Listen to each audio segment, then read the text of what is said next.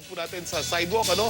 Huwag po tayong tatawid kung saan-saan, kahit po mababagal ang dami. Ayan, mga nagtakbong kabataan po dyan. Ako, huwag po natin gagayahin po yan. Masama po yan. Nakita niyo, may pink fence, tumawid pa rin kayo. Yan po, jaywalking po ang tawag dyan. At yung mga nag-aabang po ng jeep na nandun po sa labas ng bangketa, huwag po natin gagayahin. Huwag po natin tutularan. Yan po. Motoring tips naman po tayo sa mga kababayan natin na madalas at mahaba ang biyahe. Kapag mahaba ang ating lalakbayin upang hindi antukin at malibang ang mata, basahin ang mga road signs o tumingin sa iba't ibang bahagi ng kalsada. Pinapayo din na mag-stop over paminsan-minsan upang magpahinga at mag-unat-unat ng buto. Dahil kung napapansin nyo na inaanto kayo at nawawala na ang konsentrasyon sa pagmamaneho, huminto muna kayo at tumabi upang maiwasan ang aksidente.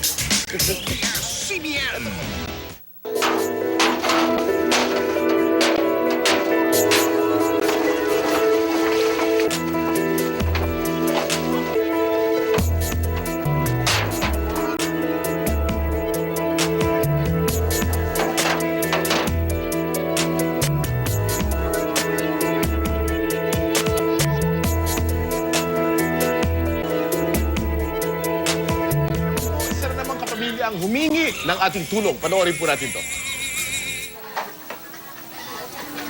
3 kilometro ang nilalakad ni Jocelyn araw-araw makarating lamang sa eskwelahang pinapasukan kung saan nasa ika-4 na taon na siya sa high school. Paano'y kulang ang kanyang baon at kung minsan ay wala pa nga. Kapag wala si Papang trabaho, tapos wala po talaga mabigay na pera, pumapasok na lang po ako. Kasi pag umabsent po ako, sayang po yung mga ituturo sa amin ng teachers. Mahirap po maglakad, ang bigat po ng bag ko, tapos medyo malayo yung school namin. Kaya parang sinasabi ko po na swerte sila kasi meron silang malaking baon para may pamasahe sila. Panganay sa 7 magkakapatid si Jocelyn, umi-extra lamang sa construction ang kanyang ama. At dahil madalas nakapos ang kita ng kanilang ama, walang matinong gamit sa eskwela si Jocelyn.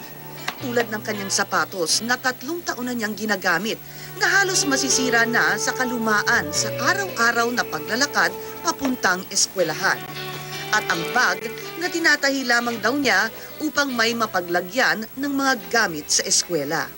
Yung sapatos ko, binigay lang, pinaglumaan lang po siya ng anak po yata ng tita ko, binigay po sa akin.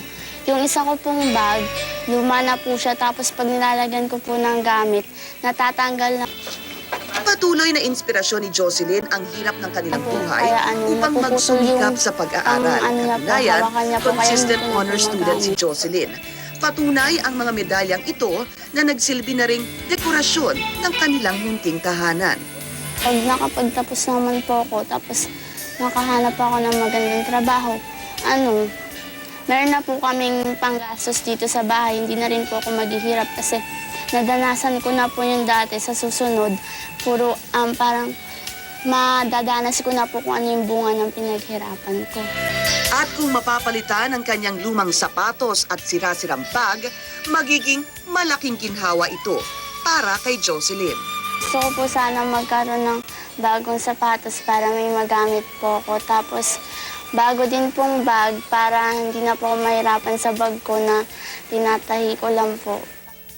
Humingi po ng tulong si Jocelyn. Kailangan niya po ng bagong sapatos at bag na kanyang magagamit sa eskwela. Kapalit po ng inyong tulong ay swap ko po itong aking pong alagang asong si Jack. Alam niyo, ito pong si Jack, alaga po naming mag-asawa ito. Pero siya po yung lalaki at wala pong lugar dun sa aming bahay. Puro babae po ang aso ko ron. Ito po yung mahal na mahal po namin. Kaya sana po yung makikipag-swap po sa atin ay alagaan po ng gusto. Ito pong aking minamahal na aso.